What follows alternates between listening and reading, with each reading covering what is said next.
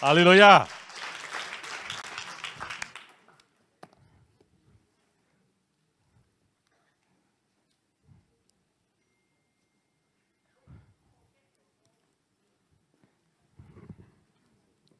Good morning. You will notice that my first slide is different from the previous slide. Because when I prepared this, I forgot I had given a title to the church. But God somehow divinely arranged it so that the message still fits. Yeah? And if it doesn't, please remind me. I'll make it fit at the end. It's good to be back after an absence of 2+ years, which saw me mostly locked in at home for health reasons. And this is the first time I'm out speaking again. Although I've been speaking a lot, but mostly on Zoom. In fact, all the time on Zoom. First time on site.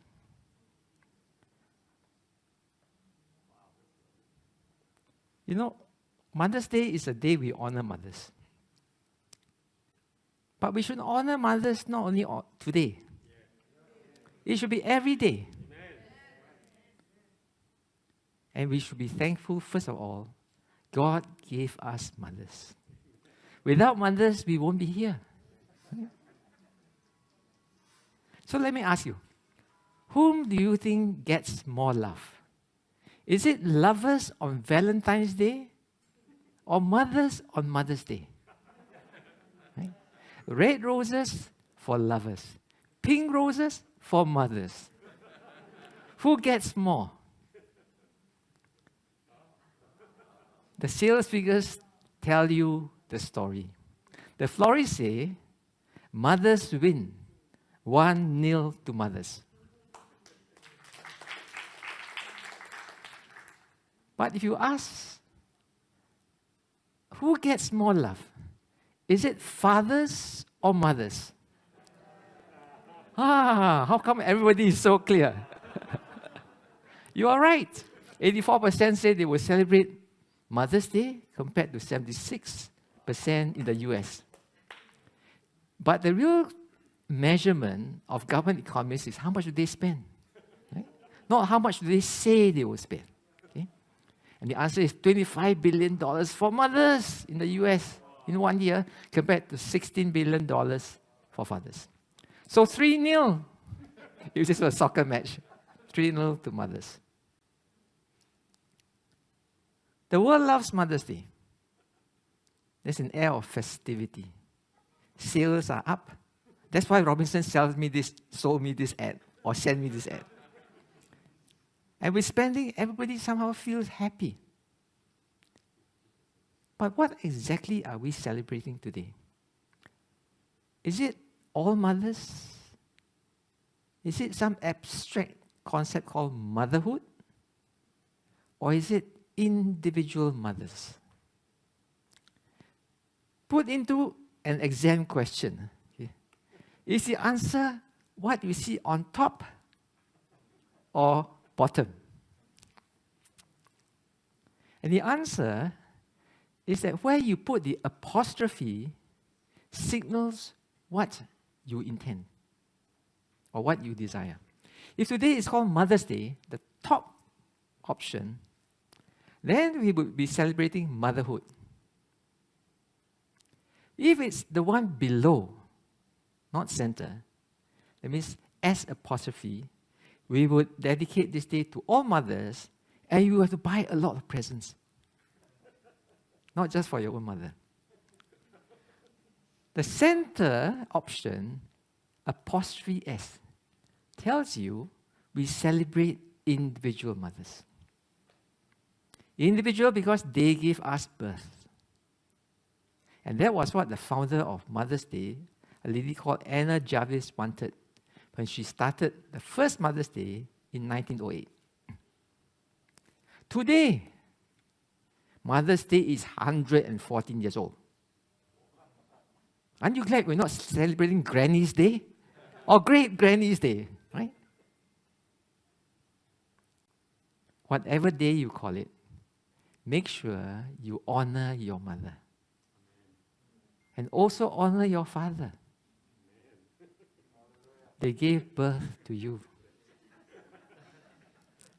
But today I will not preach on typical texts like Proverbs 31. Because Elder Jehu has already done it. Right? He read for you the entire chapter. But for your curious, I list for you all the qualities of such a mother. She's not just a perfect mother, she's a perfect wife. Why is she called perfect? Because she's not just a perfect wife, she's a perfect stewardess of the household. She's a perfect ambassador. She runs the home office, like Lawrence Wong's wife was apparently, right? Utterly devoted to the family, work, labor, speech, and also thoroughly godly. Neither am I going to speak on Old Testament saints like Sarah, Rachel, Leah, Rebecca, Hannah. You know, the only lady in the Bible whom the early church called the Mother of God and gave her the title Theotokos, the one who gave birth to God, is Mary. But I'm not going to speak on her either.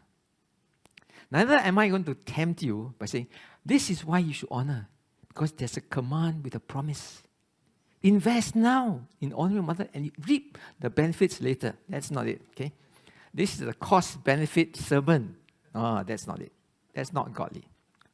Instead, I want to honor mothers by pointing them to a divine manual on parenting, which exists in the Bible. Just imagine God showing us how to parent our child and also what a child needs from a parent in different stages of the child's life. Which text will point us to this manual? Behold your manual. You recognize it? It's written in Hebrew. The words in red spell L-O-R-D. All in caps. It's a blessing. You recognize it by the English text here. And I didn't know that the children were going to bless us with a blessing as they sang this blessing for the mothers. So somehow, having forgotten the title I gave to Junlai, okay, it all fitted in. As if the Spirit was orchestrating this whole service. Before we talk of how it helps us in parenting, I want to talk to you about the structure of this blessing. It's structurally beautiful, even if you don't know poetry. You notice there are 3 lines, because they appear on 3 bullet points in your PowerPoint slide. Okay? First line has 3 words. Second line, 5 words. So if this is an IQ test, what do you think the last line will be? 7, very good. You can join the Mensa club now. But then we will ask you the next question. How many syllables are there in the first line? Ask a friend. Poll the audience. It starts with 12, then 14, then 16. If I ask you another question, count the letters. Individual letters.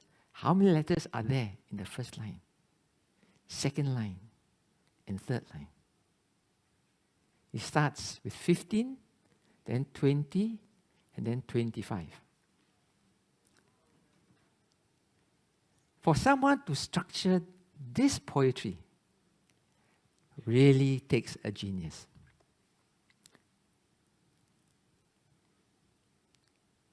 The whole focus is not on blessing.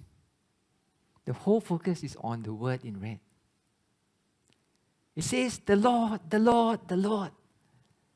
Why must you say the Lord's name 3 times? Isn't once enough? It's to remind us that the source and focus of this blessing comes from the Lord. It doesn't come from the person who pronounces it. It comes from the Lord. So how is this relevant to parenting? Do you know why? Oh yeah, by the way, it leads you to the gift of shalom, the word in blue. Okay? Do you know why Singapore's birth rate is falling? Or why Singapore's population is dropping? We are below replacement rate. So mathematically, we should be extinct in about 150 years. Okay? Tell your neighbor. This is a bit like speaking to a dodo bird. Most people don't know how to read the top line. It comes from a psalm. Hinin halat Adonai banim, which means, behold, children are a heritage of the Lord. They are a gift. They are a reward of the womb. Happy is the man whose quiver is full of them. Do you know why God likes children? Is it because He likes to beef up sales in the diaper industry? Malachi chapter 2 tells us, He made you, Mr. Husband, one with your wife because He seeks godly offspring. And God wants to change you to be more Christ-like. And there's no better way He discovered than for you to discover it in marriage and in parenting. So to those who are married and able to have children, my plea for you is have one for mommy, one for daddy, and one for country. It's a biblical version of have 3 or more if you can afford it. But having said that, rewarding as parenting is, it can be challenging. Right? For example, can you imagine whether they are terrible twos or they are teens or they're rebellious kids? We all have a lot of worries. As babies, we worry, will they sleep through the night? Will they wet their pants? Will they eat vegetables? Will they turn aggressive or antisocial when I discipline them? Will they have good study habits? Will they date correctly? Will they fall into bad company? Will they try and experiment with alcohol, drugs, porn, and even sex? So many what-if questions.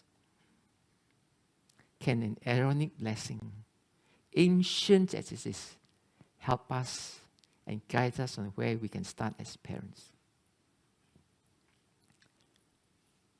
For ease of referring to Aaronic blessing, I shall refer to them as verse 1, verse 2, and verse 3. Okay? Or the verse in green, in orange, or in purple. Okay? So we skip the Hebrew. Let me ask you, by putting in these 3 colors, I'm trying to illustrate in a way so I can ask the question as simply as I can. Are these 3 verses somehow repetitious? It's about the Lord blessing you, right? Why do you need to say 3 times? Or as a Cantonese say, Chong Hei. Right? Or are they saying not 3 different things in different words, okay, but 3 different things entirely? Also, why does the word face appear only in 2 of the 3 verses? Is there a reason why the word face is missing in the first verse? Right? And finally, is there a progression between the 3 verses? Does one lead to another? And how are they related? Let's start with the first. It reads like this: Yevreha Adonai V'rishmereha. Which means different translations are possible, okay? May God bless you, may the Lord bless you and keep you. Let me jump over one technical hump, okay? For those who are Hebrew scholars. The first verb is bless. Yevreha. What sort of verb is this? Okay? If you're technical minded, it's a PL, Jasif, third person masculine singular. What this means is, the priest who invokes this prayer invokes it intensively. How do we know it's an intensive prayer? Because it's PL. How do you know it's a plea? Because it's jussive. If you don't know what it means, it's okay. Okay? The priest is begging God, imploring God to bless you and keep you. One of the ways to understand what the word bless means, even though it has a range of meanings, is to find another verse in the Old Testament to give you the context that allows you to compare. Okay? For example, in Deuteronomy chapter 7, verse 13, it says, "The Lord will bless the fruit of your womb and the fruit of the ground." Meaning, He will multiply your family size, give you children, as well as increase the fertility of your land and animals. So bless has this idea of multiplying.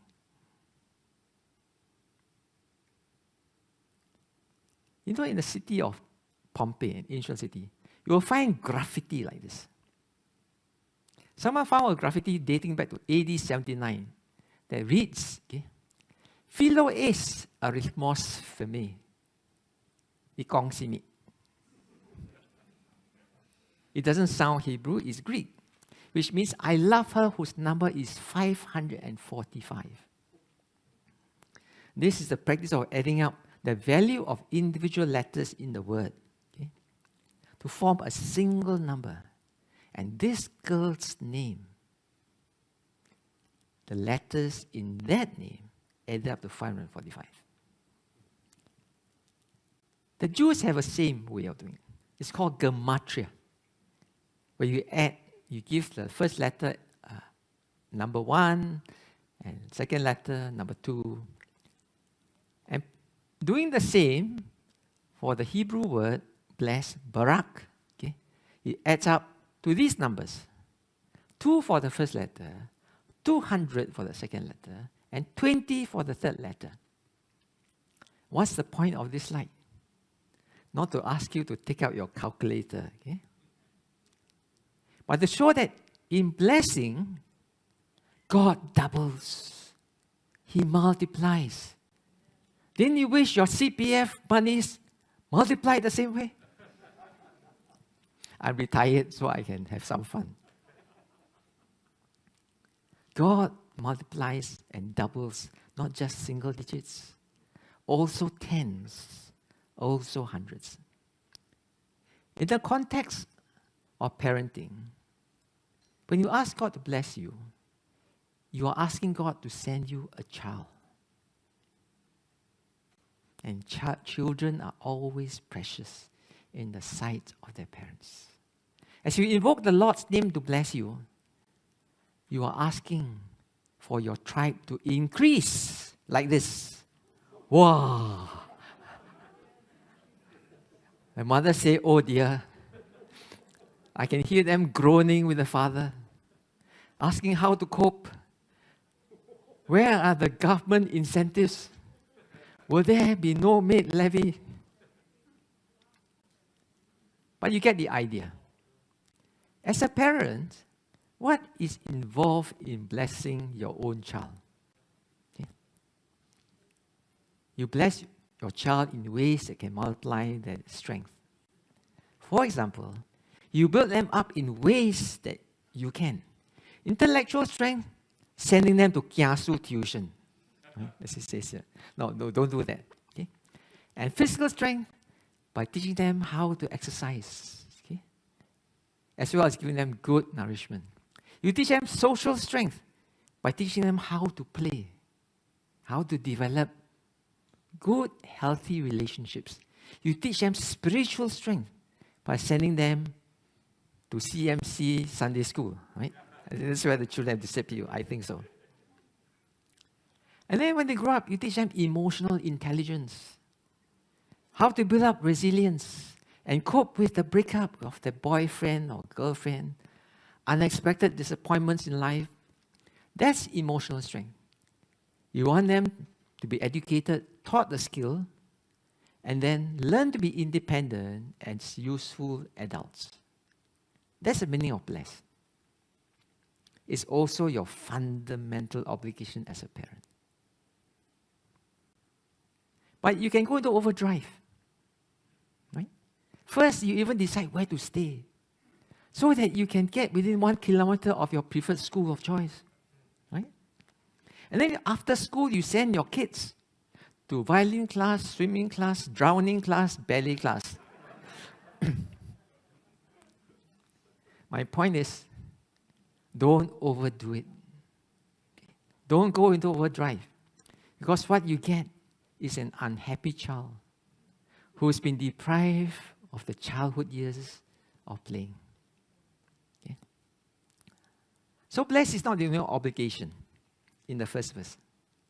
There's a second verb called keep from the Hebrew word shama, which means to guard. But because Hebrew is a conjugated language, okay, so the keep in this verse comes with vayishmeraha. But you don't need to worry about that, okay?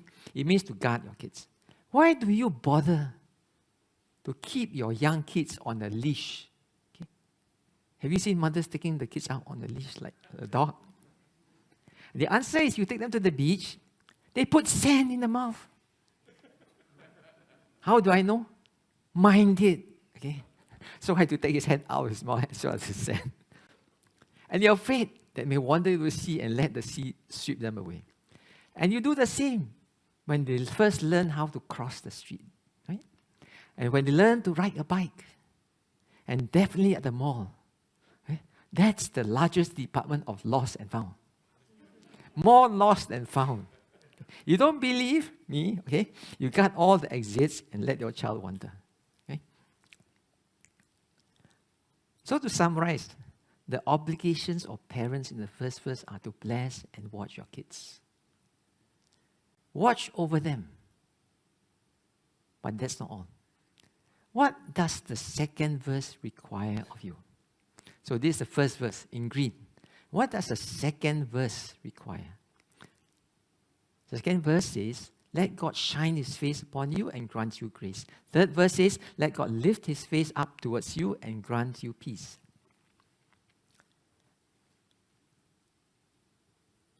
A rabbi, David Foreman, has suggested that the three verses, represented by these verses in these three colors, represent different stages of parenting. In other words, you cannot get to verse 2 without having first fulfilled the obligations of verse 1. And you cannot get to verse 3 without having done verse 2. One builds upon the other. So let's start with the first verse. When do you start guarding your child? Some say at birth. But if you think about it, it's earlier. How do you know that the baby who's not yet born is alive and should be guarded? After all, you don't guard the corpses in the cemetery, right? Have you seen the policeman guarding a corpse in the cemetery? Why do you guard the baby in the womb? Because it must be precious and it must be alive. And the ultra scan from this mother tells you, not is it alive, it's kicking her. Right? All mothers know babies kick. Is there a biblical proof besides a medical proof? In Luke chapter 1, it tells you that when Mary visited her cousin Elizabeth, who was in the 5th month of pregnancy, the baby, the Greek is brephos, leapt with joy in the womb. Luke calls whatever is in the womb of Elizabeth a baby, not a thing, not a fetus.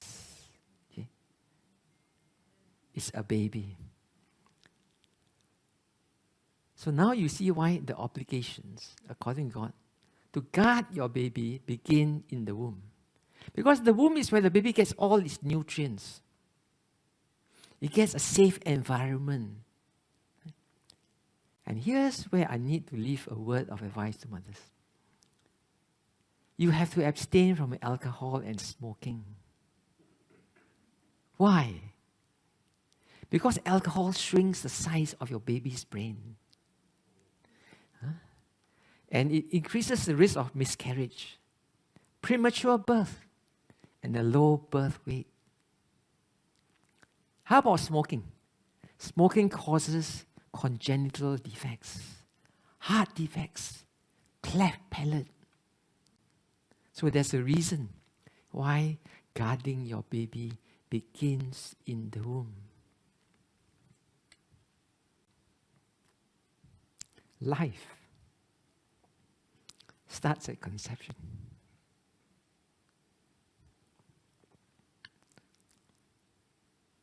That's why Christians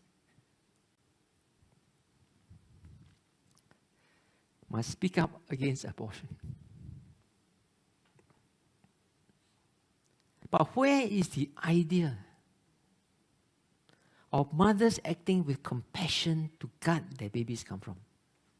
It comes from a Hebrew word, rahem, from womb, from which you derive rahamin, which means compassion.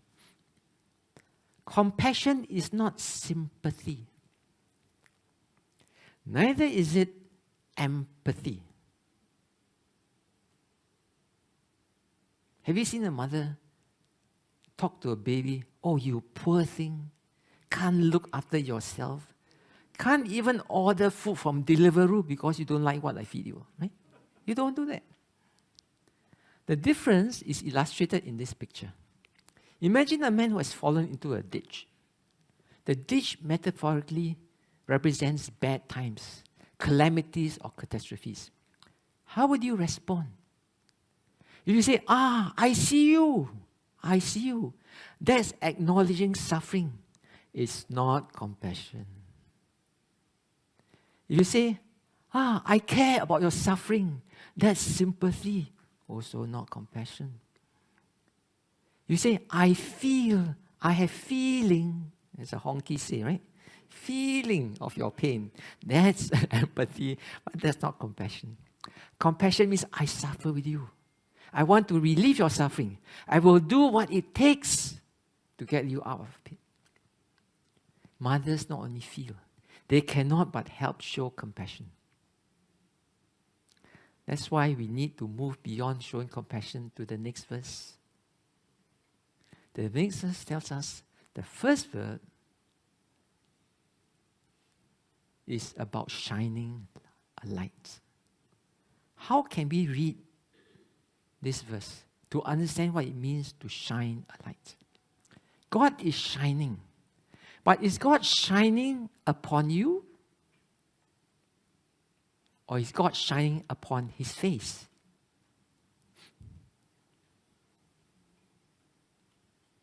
Both readings are possible. Traditionally, we take the first reading, that the Lord caused His face to shine upon you. Right? But the Jewish sage says it's also possible to read the other way, because the verb can also apply to filling the face with light. So one way to read is to say, let God cause His face to be filled with light. Or let God cause His face to light up when He sees you. That's exactly what mothers do, right? They always light up. They never frown or growl at their babies. Does the Lord do the same when He sees us? Zephaniah chapter 3, verse 17 tells us, He will take delight over you with gladness. He will love you and calm your fears. He will rejoice over you with joyful songs. Or as another version puts it, He will exult over you with loud singing. That's how God delights in us. But where do you get the idea of Him just delighting in you? It comes from the idea that God doesn't just delight. He also wants parents to, as you see in this red box, vihuneha, to grace you or to be gracious unto you. You know grace as a noun, but perhaps you're not so familiar with using grace as a verb. And this form of verb is what we call a hefil jasif. Okay, so we skip the explanation. All you need to know is that grace as a noun, you're familiar with, is from the Hebrew word called hen. I put it in purple. Why in purple? So that when it's used as a verb in the second verse, and may God grace you, it comes out as vihuneha. You can see the grace as a noun embedded in the verb in purple. Okay? That's the purpose of coloring the word grace as a noun in purple. And as an infinitive, lahon, it means to pardon. And as an adjective, hinam, it means free. That's why people say grace is really God's riches at Christ's expense.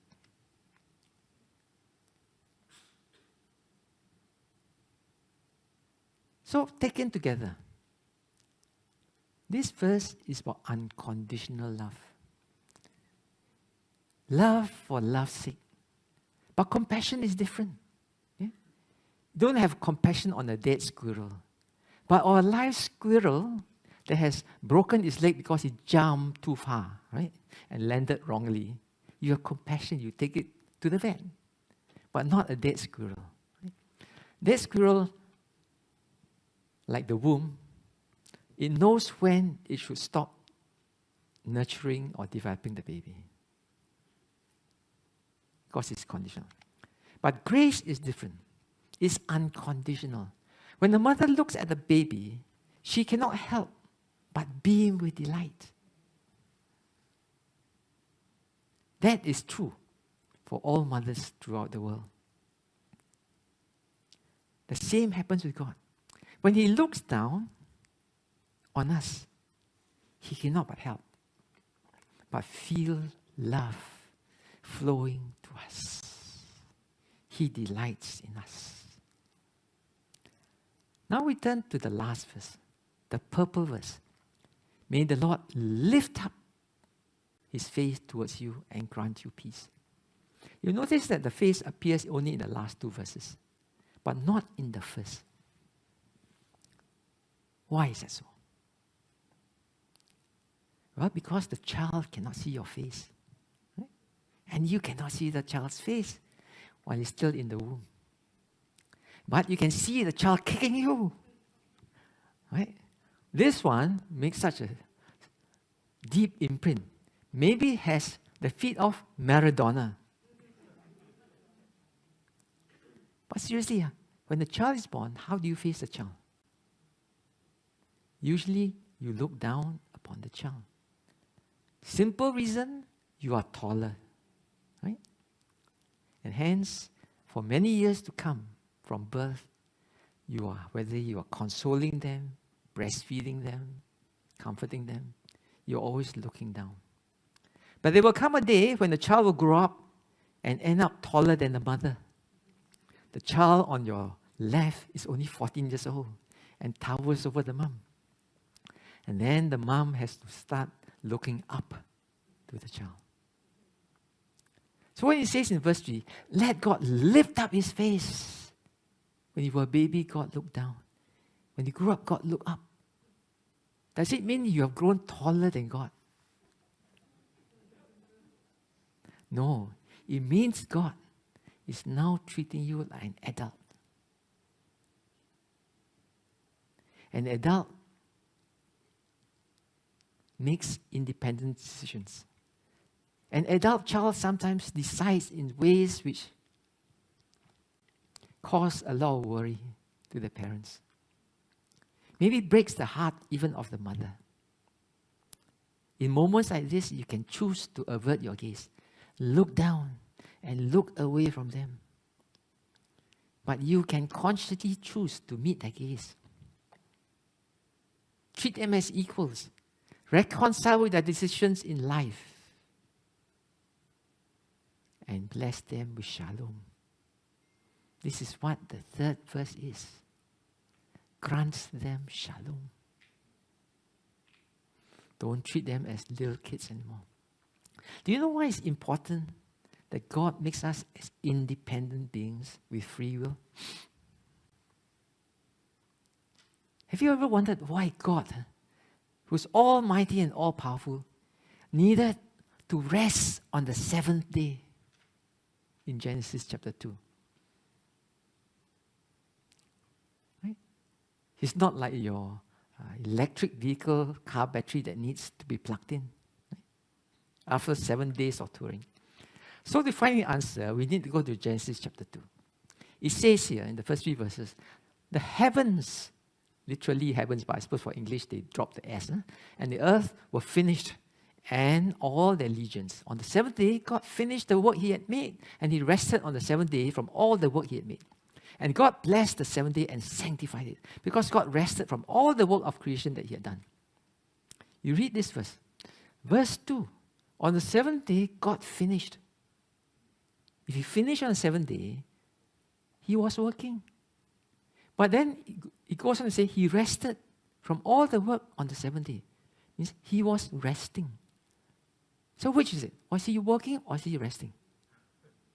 Or some smart like say, oh, he was working to create rest. Okay. That may be a smart elect answer, but that's not the answer.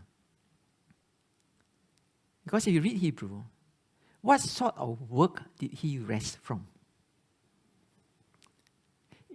The Hebrews make a distinction between avodah, which is regular conventional work, and this work is tiring. Okay? Have you finished a week's work and say, oh, I feel so happy, I'm so energized? Or you feel, oh, I'm so tired. That's probably avodah. The second type of work is called melaha. That's creative work. That's work that an artist does, or a sculptor, as he sculpts Michelangelo. You can never end your work of creation. So when God said, I will rest from all I created, he says, like, I will stop making Pinocchio. The act of stopping is a creative act. It's a conscious, strategic act to give the created being independence. Without independence, there is no chance for a relationship to begin. And God is saying, I stop. So that on the 7th day, I can start to enjoy my creation. So that my creation can start to have a relationship with me. And I with them.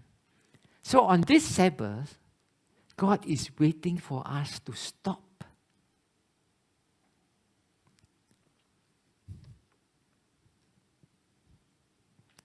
Will we stop long enough to walk with Him and talk with Him in the cool of the day? So you understand why you need the third blessing.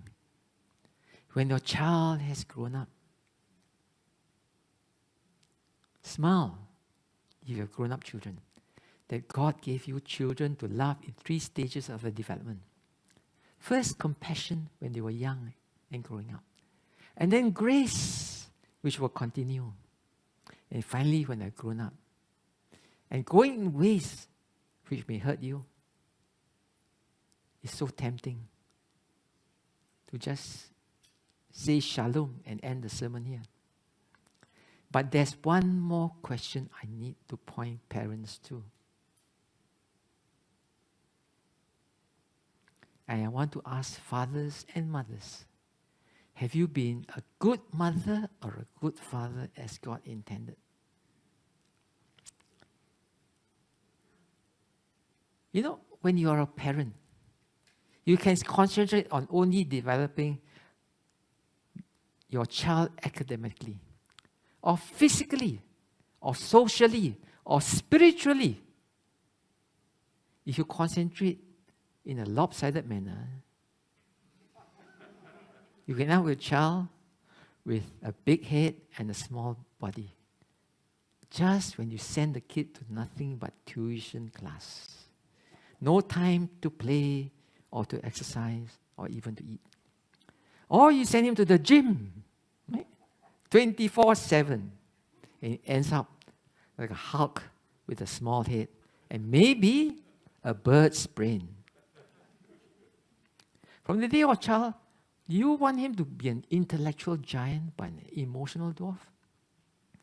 Emotional digits are very dangerous. They are arrogant people who are narcissistic, full of themselves, and they're either feeling better than others or inferior.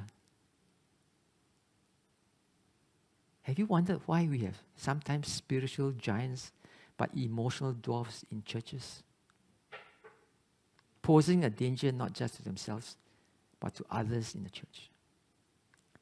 Or as a mother, are you worried more about chastity than guarding the mind? Guarding the mind is not putting a padlock. It's making sure the worldview is right. The Bible says the heart is extremely deceitful and the mind is prone to wander. So in this day and age that is postmodernist, and people wonder, where do they derive their identity from? We need to return to the Word of God. In the Bible, it tells you your identity is in Christ. It's found in 30 other passages at least. But I want to take you to the original, the first place where your identity is confirmed. And it's found in one word. To this, we return to Genesis chapter 1. Found in Genesis chapter 1, verse 27, it means, this word zelem means image. Michelangelo has turned it into a famous painting, which is often labeled as imago Dei, which stands for the image of God. The word zelem, image in Hebrew, comes from a root word zel, which means shadow. When you shine light upon anything, it casts a shadow. And because man, the Bible tells us, made in God's image, we reflect or shadow God in ways that tell us we have an irreducible glory, an inherent significance and value and worth. So the most fundamental aspect of our identity is that we are made in God's image. And the image belongs to the creator of the image. When you take a selfie, who owns the image? You. When God made you in His image, who owns you? God. The image in a selfie validates also your existence. So when God looks at mankind, it validates His existence. So when you hear voices from the evil one that tell you, God did not make you right. He should not have made you either male or female. He should have created other categories. Return to the Word. It is unshakable. It's unchangeable. It's immutable.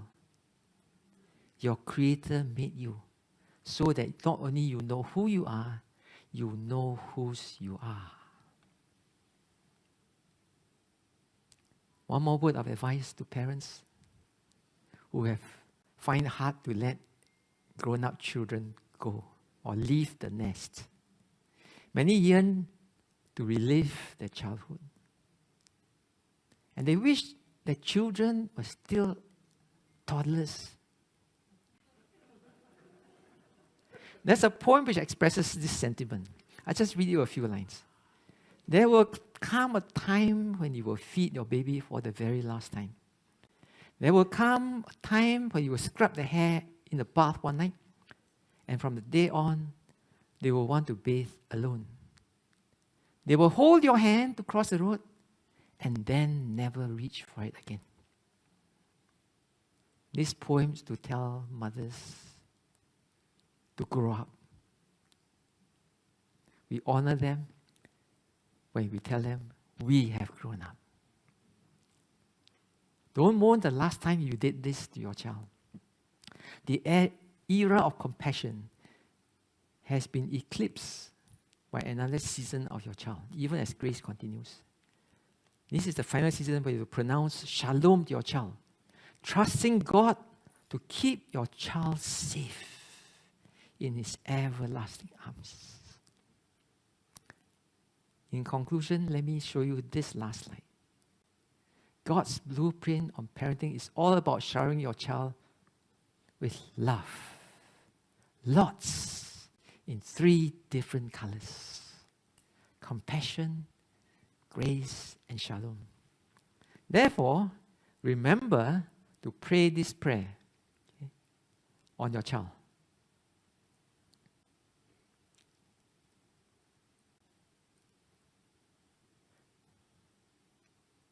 In this final slide, I want to ask you one final question. When you see this blessing, what else do you see? Do you see God's character? When you read Hebrew, it's more obvious. If not, it's less obvious. In Exodus chapter 34, the Lord proclaims for the first time not only His name, but His characteristic. His character. Down there, it says, Adonai, Adonai, Rahum Vehanun. Literally, God is saying, I am a God of compassion and grace. You must see the Lord in this prayer. He appears to bless you. When you follow my blueprint, God says, to parent your child with compassion and grace, you are following me. You are parenting as God intended. Second, do you see God's heart? When the mother looks at the baby, she says to herself, there's nothing my baby will do that will stop me from loving him. And God says the same. Even when His children turn prodigal and move away from Him. Oops. This is God's blueprint. Grace as He intended.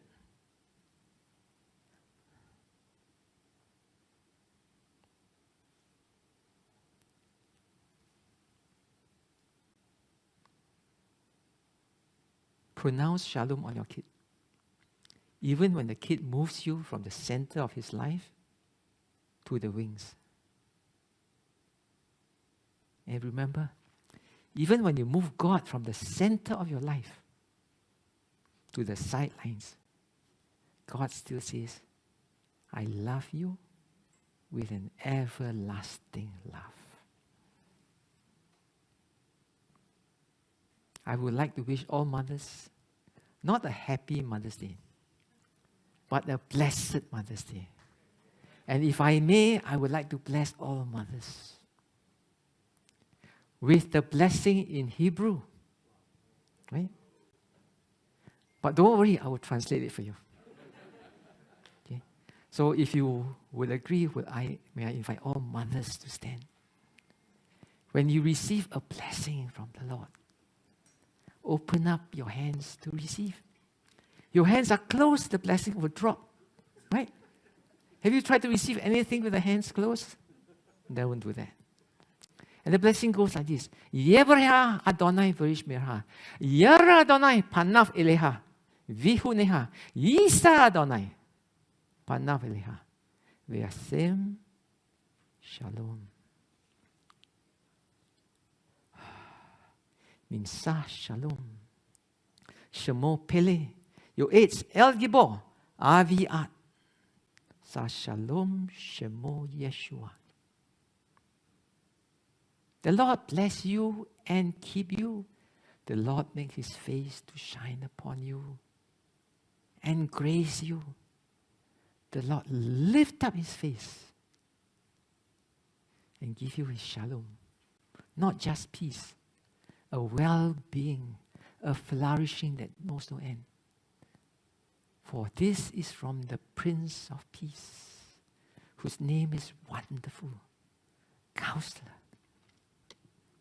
Almighty God, Everlasting Father, the Prince of Peace. His name is Jesus. Pray this prayer over your child every day. Have a blessed Mother's Day. Amen.